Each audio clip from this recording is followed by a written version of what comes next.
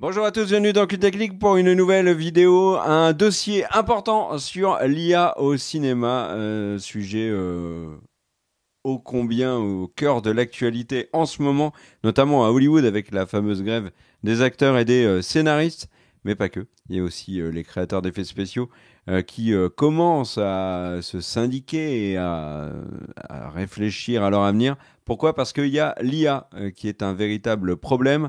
On en a déjà parlé sur la chaîne, on revient très souvent avec vous sur ce genre de thématique, notamment dans les news.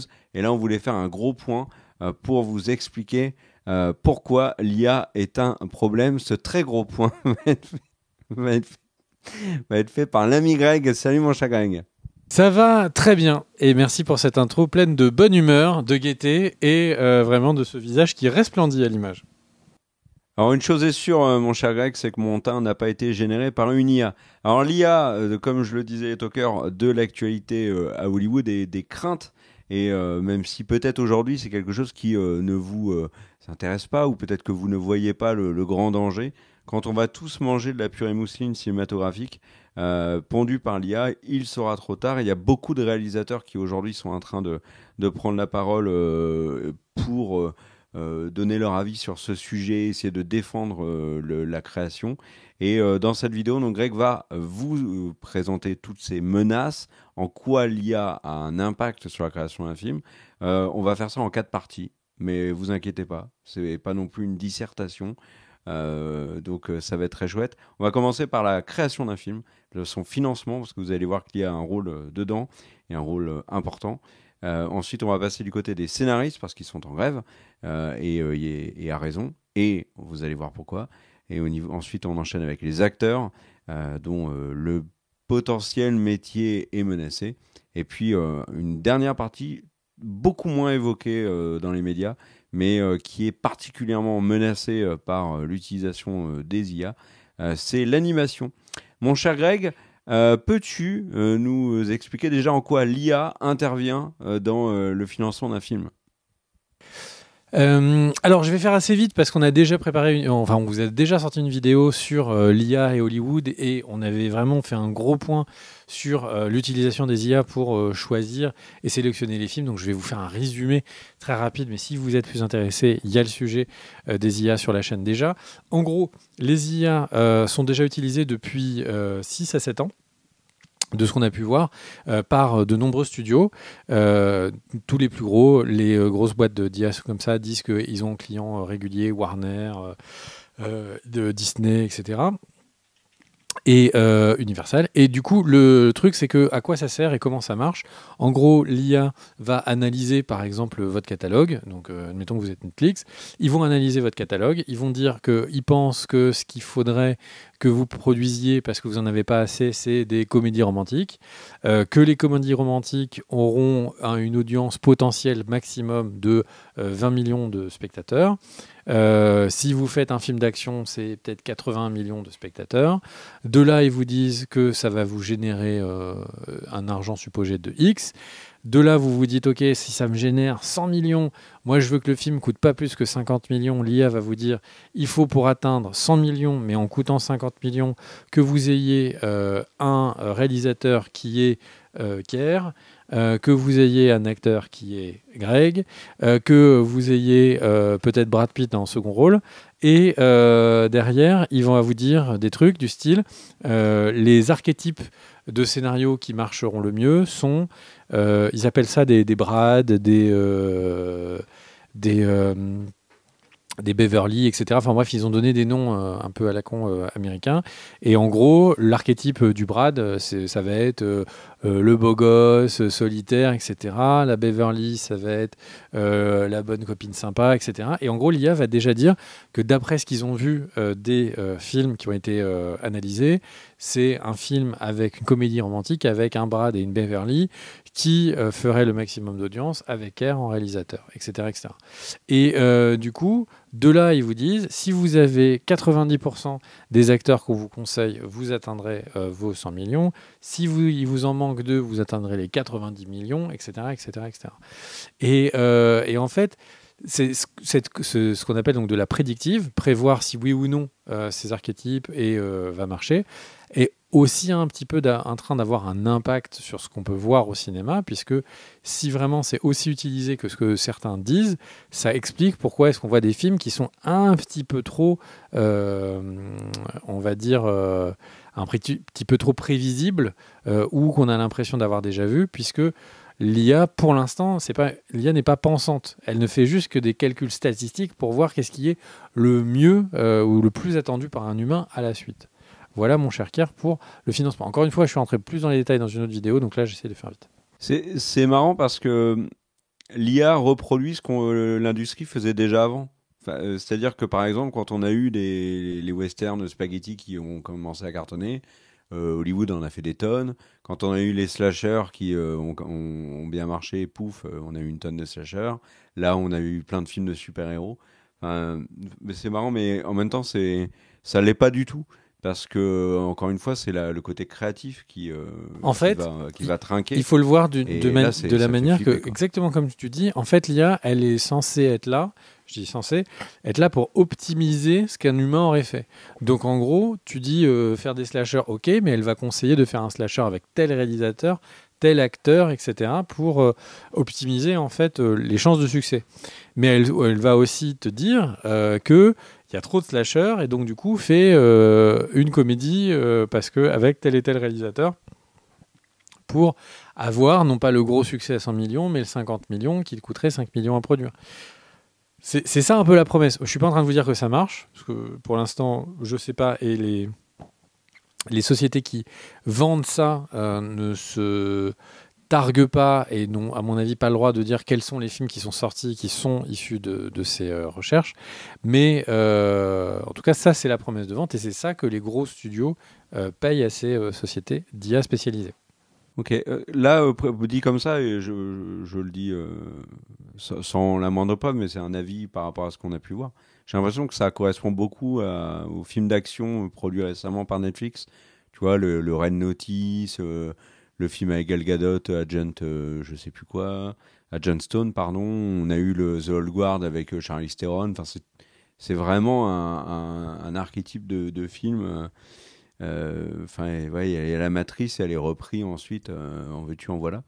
Donc voilà, alors il y a ça sur le financement des films, donc on voit bien la menace, bien évidemment. La menace fantôme, évidemment. Oui, pour les films, comme je disais, de petite hauteur, des films un peu originaux qui sortent du cadre.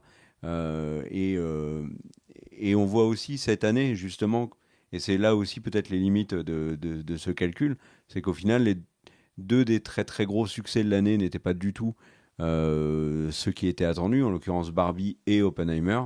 Et du coup, là, je pense qu'une IA serait passée à côté si il avait fallu faire des choix. Mais enfin, voilà. Là, on va passer maintenant du côté des scénaristes parce que alors, les scénaristes sont en grève depuis très longtemps.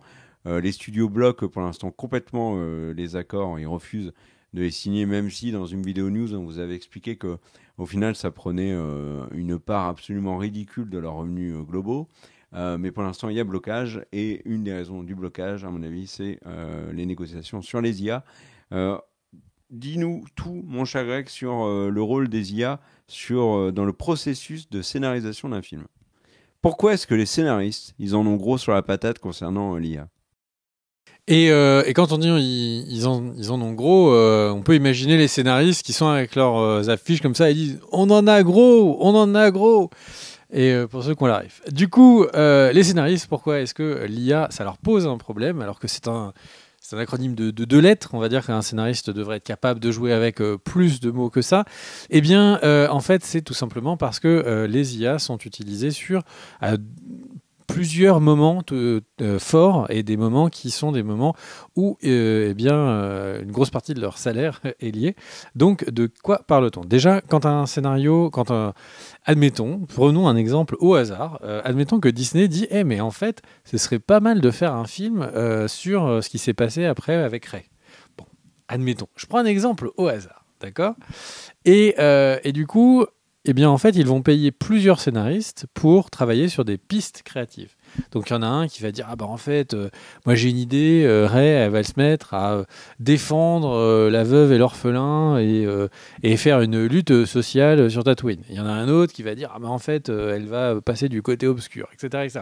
Bref, il y a des scénaristes qui vont commencer à écrire des versions de scénarios pas complets, ils vont pas écrire 200 pages, mais ils vont commencer à écrire quelque chose de peut-être une quinzaine, une vingtaine de pages sur la piste qu'ils voudraient creuser et qu'ils proposent à Disney. Et ensuite, cette partie, celui qui est validé gagne une prime et puis on part avec lui pour l'écriture. Cette partie qu'on appelle donc la recherche de piste, la recherche de piste, en fait, c'est un des premiers trucs qui est en train de se faire disparaître, enfin de se faire aspirer par les IA, puisque du coup, là, en fait, la recherche de piste, c'était généralement on donnait 1 mois, 2 mois, parfois 6 mois, pour rechercher comme ça une voix. Et là, en fait, avec les IA, les producteurs à Hollywood disaient que ce qui est génial, c'est qu'ils ont besoin de dire juste propose-moi un top 10 des pistes sur quoi faire avec un film avec Ray, pour que l'IA génère tout de suite des pistes qui vont être du coup affinées avec les personnes qui vont financer et potentiellement du coup vont aller beaucoup plus vite. Alors, du côté des producteurs, ils sont coûtants, enfin parce que ça va beaucoup plus vite que si quelqu'un dit ah mais en fait cette idée elle est bien, mais par contre corrige-moi le truc de en fait elle tombe du côté obscur, mais elle revient du côté lumineux à la fin. Et pourquoi? En fait, l'IA peut faire un squelette de scénario assez facilement, et donc ça évidemment c'est pour les producteurs quelque chose de très bien, mais par contre pour les scénaristes, il y en a plein qui vivent d'enchaîner des recherches de pistes. Là, c'est quelque chose qu'ils n'ont pas. Ça, c'est le premier truc. Le deuxième point, c'est qu'en fait, les recherches de pistes, donc ensuite, vous êtes validé, votre scénario avec Ray qui devient méchante, puis gentil, est accepté par du coup les studios, et on vous propose donc d'écrire le scénario. Le scénario, ils vont vous donner un certain temps. Vous allez être payé en package. Une des raisons de la grève, c'est que justement, ils demandent à être payés à la semaine pour que si un scénario prend plus de temps à écrire, il y a plus de demandes de correction, qu'il ne soit pas payé pareil pour un truc qui demande 2 mois à être écrit ou 8 mois à être écrit.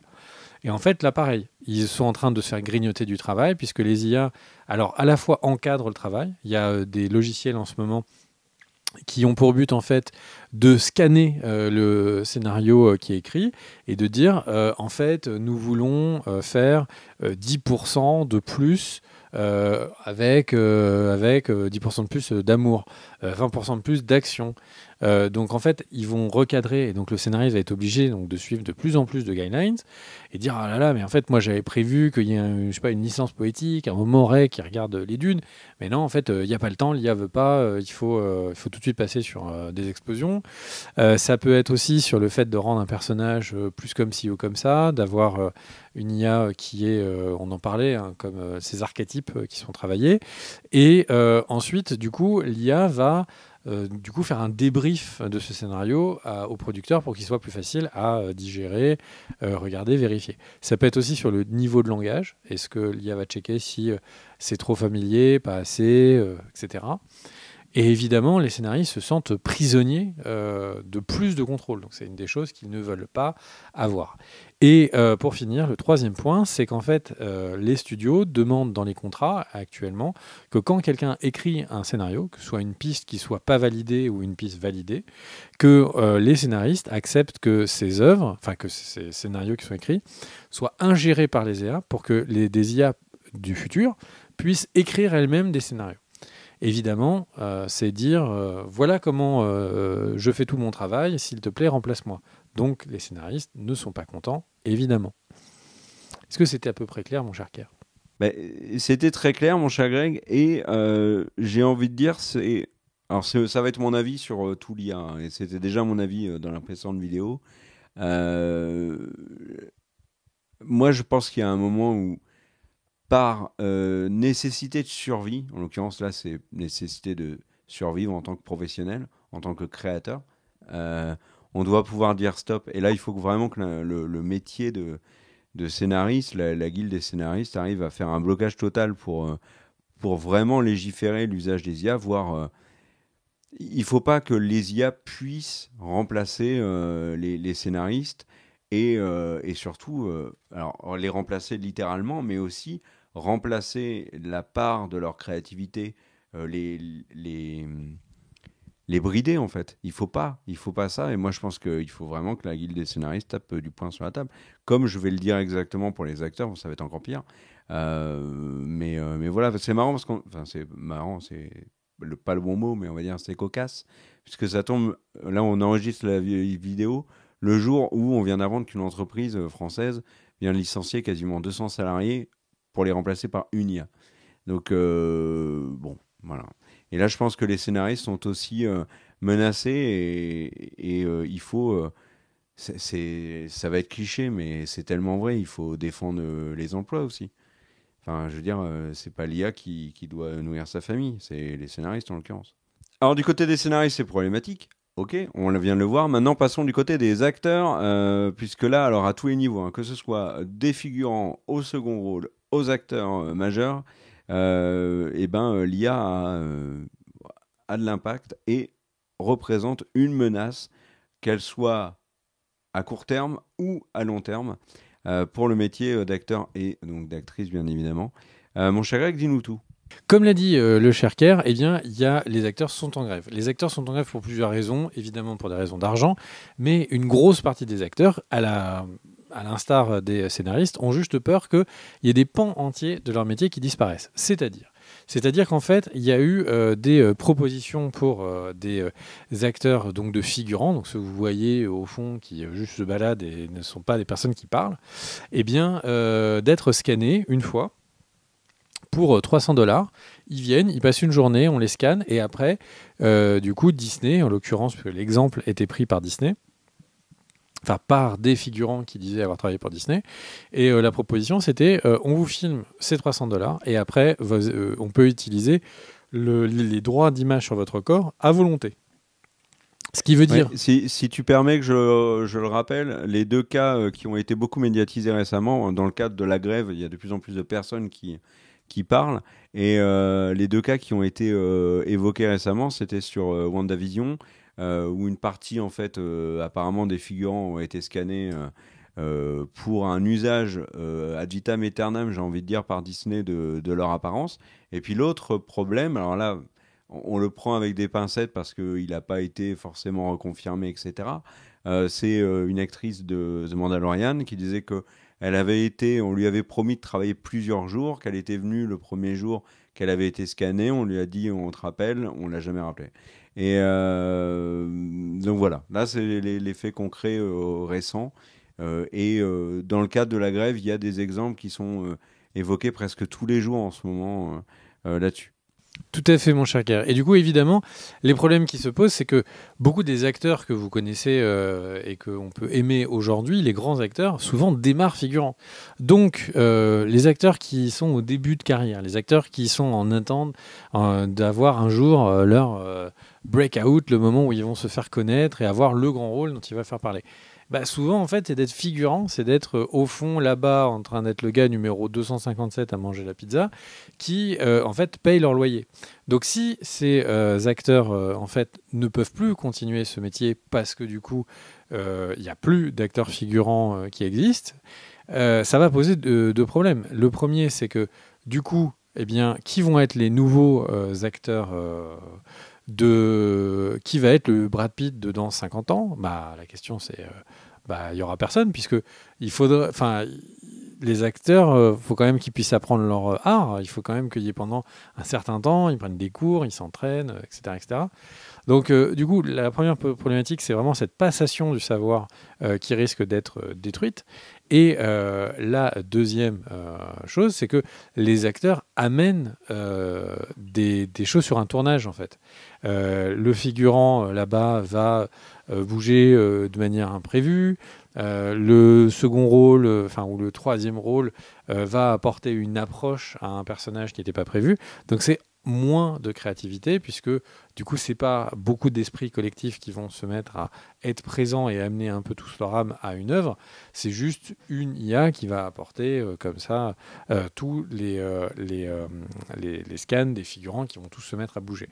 Ce qui est marrant, et une anecdote comme ça, c'était il y avait Peter Jackson pour Le Seigneur des Anneaux qui expliquait qu'une des premières choses qu'il a fait pour la trilogie du Seigneur des Anneaux, c'est qu'il a fait un logiciel dans lequel il avait créé des personnages, un peu comme un jeu vidéo, des personnages où il y avait donc les orques qui affrontaient les elfes.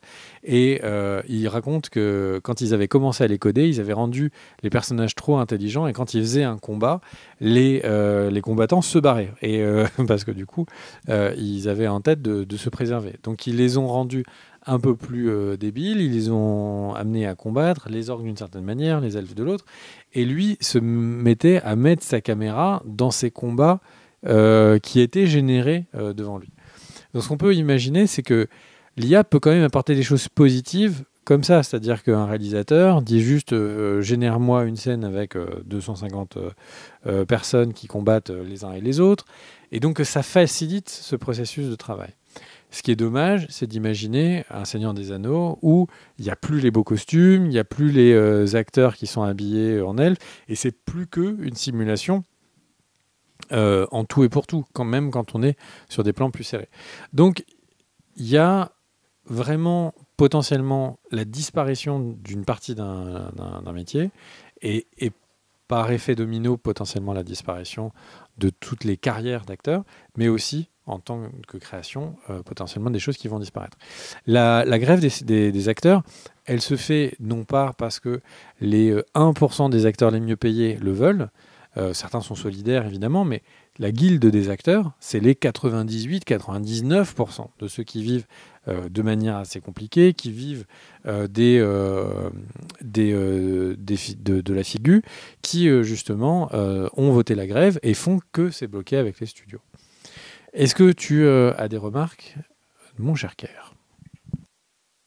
Bah oui, ça fait un peu écho à la vidéo, alors deux vidéos, la première vidéo qu'on avait fait sur l'IA il y a longtemps, mais surtout aussi à celle qu'on avait fait sur l'utilisation de deepfake. Parce que là, il y a un vrai problème, c'est-à-dire quand on scanne l'apparence d'un acteur ou d'une actrice, il y a déjà le même problème qui est de disparition d'emplois, donc ça c'est à court terme. Tu le disais, toi, à plus long, moyen, long terme, la disparition de nouvelles icônes. Mais on avait aussi ce débat et cette crainte de voir, par exemple, des acteurs qui sont populaires à un instant T être scannés et réutilisés bien au-delà de leur carrière. L'exemple récent, c'est bien évidemment Harrison Ford dans Indiana Jones, qui a l'apparence, au début donc, du cadran de la destinée, du Harrison Ford de l'époque des Indiana Jones de Spielberg, alors qu'aujourd'hui il est particulièrement vieux. En fait, il y avait un risque que ça soit utilisé et ça va tout aseptiser, à mon sens. Et ça, c'est terrible parce que, alors, outre le côté de défense de l'emploi, etc., de la nécessité de survie économique, comme je le disais tout à l'heure, il y a aussi le côté créatif qui est... ce qu'on aime, je pense, dans le cinéma, c'est par exemple des prestations d'acteurs qu'on n'a pas vu venir. Si là, tu vois, j'ai un exemple en tête, c'est par exemple, je sais pas moi, Carey Mulligan dans Drive. Si elle avait été scannée, qu'on avait mis, je sais pas moi, la Sharon Stone de Basic Instinct à la place, on n'aurait jamais eu. Enfin, moi, j'aurais jamais eu les ressentis que j'ai eu sur certaines scènes de Drive où elle m'a énormément impressionné. Tu vois, c'est un exemple parmi d'autres, Tom Hardy, etc. Enfin, il y a eu plein de prestations d'acteurs qui m'ont beaucoup marqué, qu'on n'aura pas avec l'utilisation de l'IA. Je vais prendre un exemple tout bête. L'IA ne fera jamais ce que le casting de la série The Bear a réussi à faire dans, par exemple, le plan séquence de l'avant-dernier épisode de la saison 1, où Jeremy Allen White est absolument incroyable. Et le reste du casting aussi. Donc ça, c'est quelque chose qui moi, m'embête beaucoup, et je trouve que la menace là-dessus est énorme. Je pense que tous les acteurs devraient se ranger derrière, et on sent que les acteurs anglais qui aujourd'hui ne sont pas partie ne sont pas concernés par la grève parce qu'ils ne sont pas dans le syndicat et qui du coup sont un peu contraints par les studios de tourner, on sent que ça les gêne beaucoup et on comprend pourquoi. Et je pense qu'au-delà juste des acteurs, et on a vu par exemple là récemment des commentaires absolument débiles sur Margot Robbie qui manifestait. Elle a complètement raison, mais je pense que les personnes qui ont compris l'enjeu de la grève et de la nécessité de vraiment gérer le problème de l'IA et je pense là qu'il faut qu'il y ait un accord et on devrait tous se rallier à ça en fait. On devrait tous être d'accord, aller dans le même sens et dire au studio ok, vous êtes bien gentil, vous voulez gagner plus, nous on s'en fout, nous on veut garder notre cinéma et les acteurs on veut aussi les garder. Voilà, c'est la seule chose qui est aujourd'hui nécessaire. Et je pense que la clé, moi, ça sera peut-être radical, mais c'est un accord où il est clairement stipulé qu'il est interdit de scanner l'apparence d'un acteur décédé, d'un acteur, même avec l'accord de la famille, hein. Euh, de scanner des acteurs qui ne sont pas directement présents sur le studio, sur le plateau, ou alors qui ne sont pas pleinement payés au cachet classique. Pour moi, ça me paraît essentiel. Il faut ça, sinon on va dans le mur. Allez, partie suivante, mon cher Greg. Après cet avis, on va parler maintenant de l'animation et du rôle des IA sur celle-ci. Vous allez voir, c'est assez impressionnant. Eh bien, tout à fait. Donc, on a pu parler avec des animateurs du monde de l'animation, évidemment, et ils nous expliquaient qu'à l'heure actuelle, les IA étaient utilisées à plein d'endroits, notamment, par exemple, tout de suite maintenant, c'est utilisé pour générer les fonds. C'est-à-dire que comme ça, les animateurs n'ont qu'à se concentrer sur les personnages et le fond va être juste généré directement par des IA.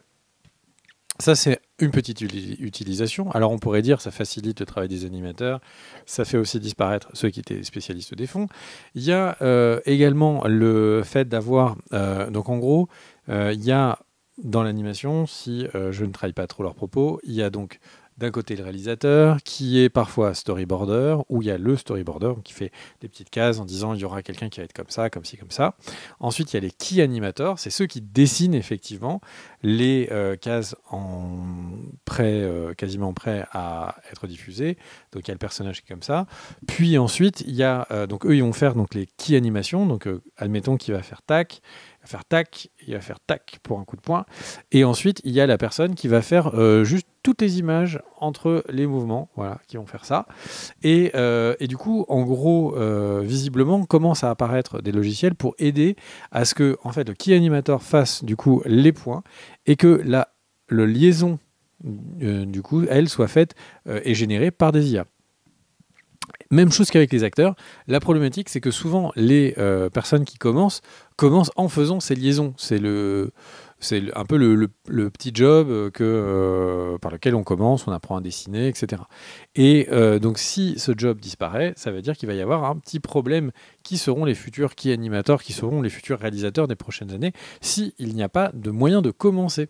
Ça, c'est le premier truc. Le deuxième truc, c'est que, évidemment, si les IA commencent à bien faire ça, qu'est-ce qui dit qu'elles ne vont pas commencer à faire bien les key animations ?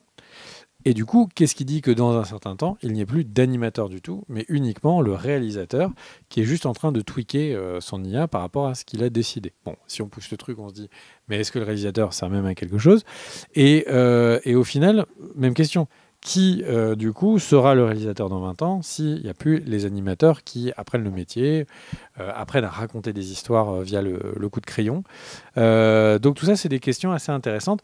Et on voit bien que là où aux États-Unis, il y a la grève, il y a des choses parce que mine de rien, les États-Unis ont des syndicats très puissants dans l'audiovisuel, là où, pour l'animation japonaise, à ma connaissance, il n'y a aucune évocation d'une grève possible, puisque ils sont dans des situations bien plus précaires, c'est souvent des freelances, et du coup, les freelances se mettent en grève.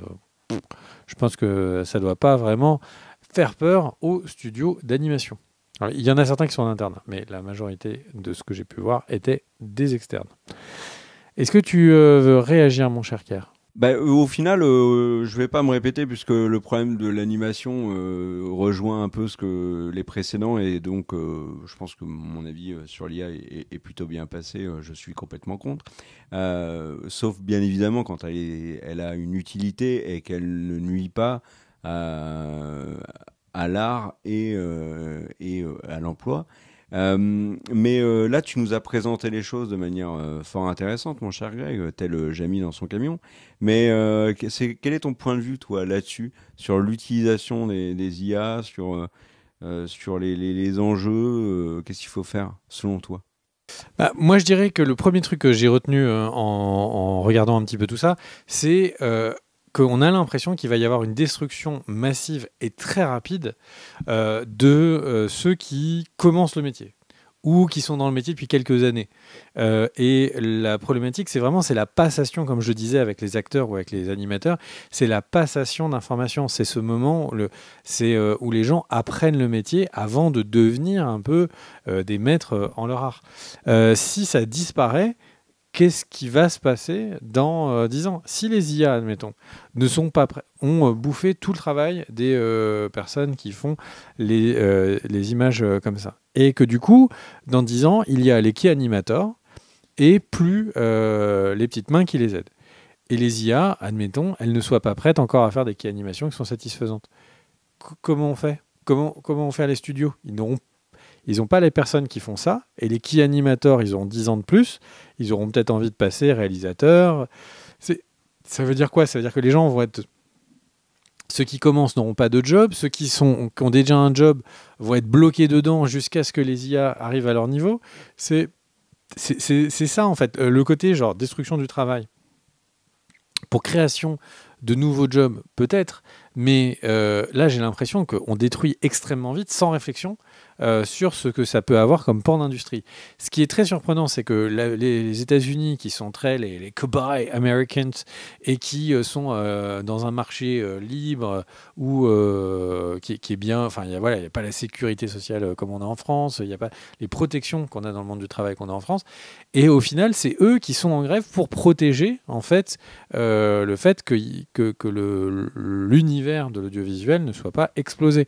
Là, tout ce qu'on est en train de dire sur le monde de l'audiovisuel pourrait être appliqué à bien d'autres sujets, j'en suis persuadé, à des ingénieurs, à des personnes dans plein de filières différentes.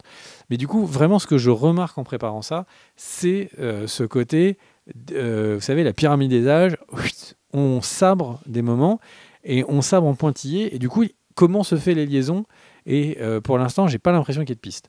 Ça, c'est le premier truc. Le deuxième truc, c'est quoi le but final? Parce que là, on est en train de dire c'est ça, etc. Évidemment, il y a le but premier, c'est faire des économies d'argent. Ok.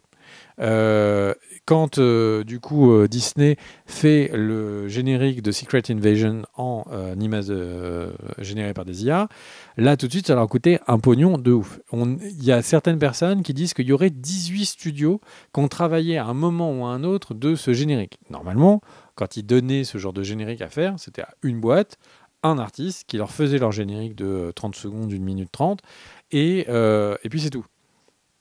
Si ils investissent autant d'argent maintenant, c'est parce que eux, ce qu'ils espèrent, c'est que après, ils appuient sur un bouton et ça leur génère des génériques sans qu'ils aient plus à payer une seule boîte. Donc, pour le coup, tu penses pas que c'était juste un coup médiatique, un coup de com sur Secret Invasion, dire on est la première. Alors non, puisque visiblement, fait un générique en IA. Non, puisque visiblement, j'ai pas eu la confirmation de cette info, mais en parlant avec des spécialistes des trucages, visiblement, ce n'est pas le premier générique fait en IA par Disney. D'autres des génériques et d'autres bouts des génériques auraient déjà été faits par des IA pour Disney. C'est juste que c'est la première fois où il y a eu l'information qui on va dire, qui a été communiquée plus largement ou qui a fuité plus largement puis communiquée. Le truc, c'est que le but final, pour revenir à tout ça, c'est tout simplement que le soir, on est devant sa télé et on dit « Je vais regarder un film qui est un thriller à la Seven, mais avec Michel Boujna ou Thierry Lhermitte. Thierry Lhermitte rencontre Brad Pitt dans une comédie romantique au Népal. » Il y a une IA qui écrit un scénario, il y a une IA qui connaît à peu près la réalisation la manière de réaliser de tel et tel réalisateur et qui dit vous voulez plutôt à la manière de David Fincher, à la manière de Claude Lelouch, etc. Hop, on appuie, ça nous génère le truc et ensuite on voit ces images générées avec du coup ça. C'est clairement le bout du bout. du but, puisque ça veut dire qu'il n'y a plus aucun problème de tournage, de se prendre la tête avec des acteurs, etc. Il n'y a plus à se prendre la tête avec les problèmes de le tournage est bloqué à cause du coronavirus. Enfin, c'est des usines, un tournage. Hein. Il y a des tournages où il y a 1000 personnes qui sont au milieu d'un désert pour aller tourner un plan. Il faut les faire venir, il y a une logistique, ça coûte un pognon incroyable. Donc d'imaginer que tout ça serait disparaîtrait en claquement d'un doigt par juste de la génération d'images, c'est évidemment le rêve de ces studios. Et ça veut dire quoi ? Et ça, ça veut dire que du coup, à ce moment-là, qu'est-ce qui est clé ? C'est les IP, les propriétés intellectuelles.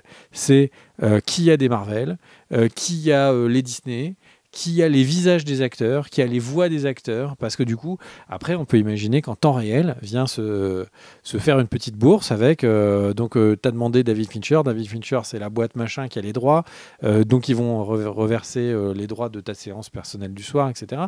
C'est le bout. J'ai vraiment l'impression qu'on va vers ça, mais là, on se parle d'un monde dans 25 ans, 30 ans, 20 ans, je sais pas. Mais c'est une vision court terme. Et c'est juste que, pour voir des tournages et pour avoir pour avoir vu pas mal de fiction quand j'étais débutant, au début de ma carrière, le truc c'est que c'est au tournage que beaucoup d'idées apparaissent, que l'acteur a l'œil qui frise, que ça donne envie au réalisateur de changer l'axe de caméra, etc. Et du coup, je pense qu'il y aura quand même des films à la pile, des films comme Us, des films comme... où c'est des réalisateurs qui préfèrent rester dans un budget très contraint, dire moi je reste avec un budget à 5 millions, mais je fais le film comme j'en ai envie moi, et puis c'est tout. Mais c'est sûr que ça va être une proposition. Il va y avoir ça de proposition. Et alors là, on parle de cinéma depuis tout à l'heure.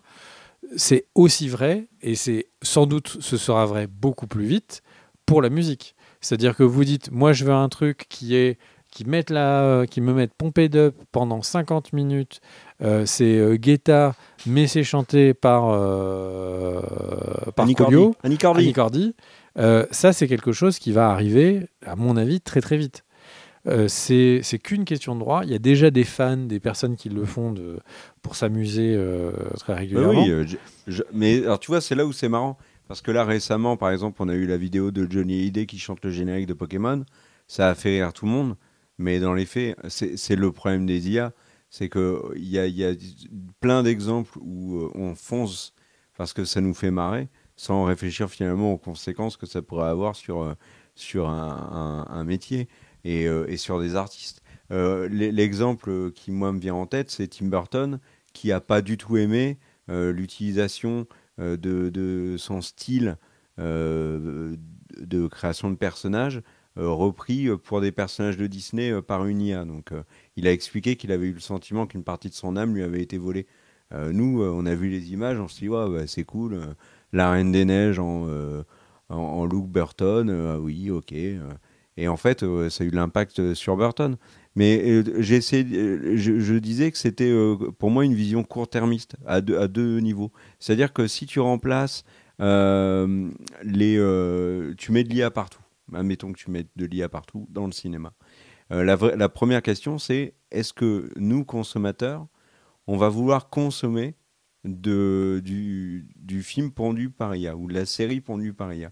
Moi, déjà, la création cinématographique et télévisuelle trop formatée est en train de me gonfler, et alors qu'elle n'est pas pondue par l'IA. Alors pondue par l'IA, ça va être sans moi, et je pense que ça va être sans beaucoup de monde.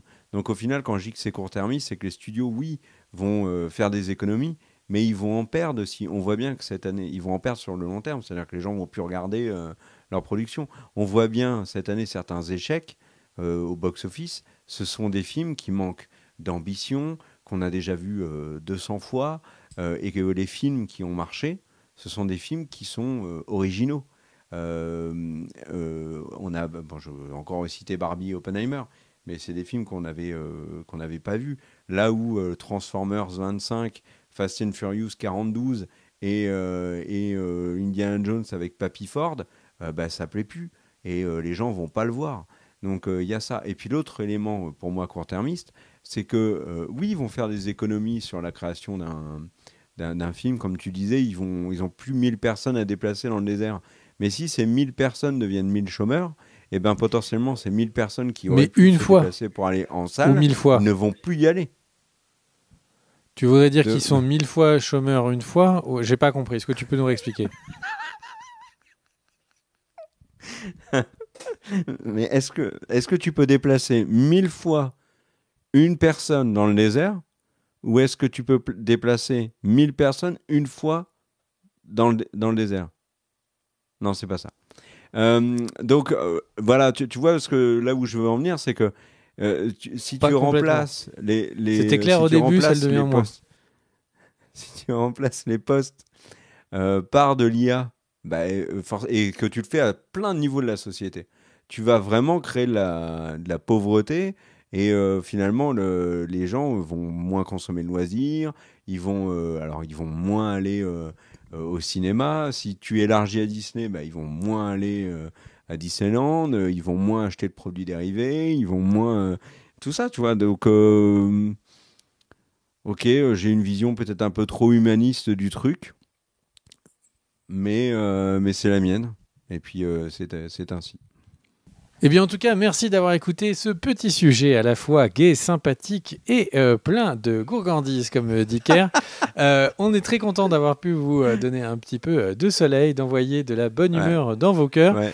Kerr, en tout cas, est toujours là pour vous rappeler qu'il faut mettre de la crème solaire, même à l'ombre, et même l'hiver. Même à l'ombre. On se retrouve très vite. Des bisous. Ciao, ciao.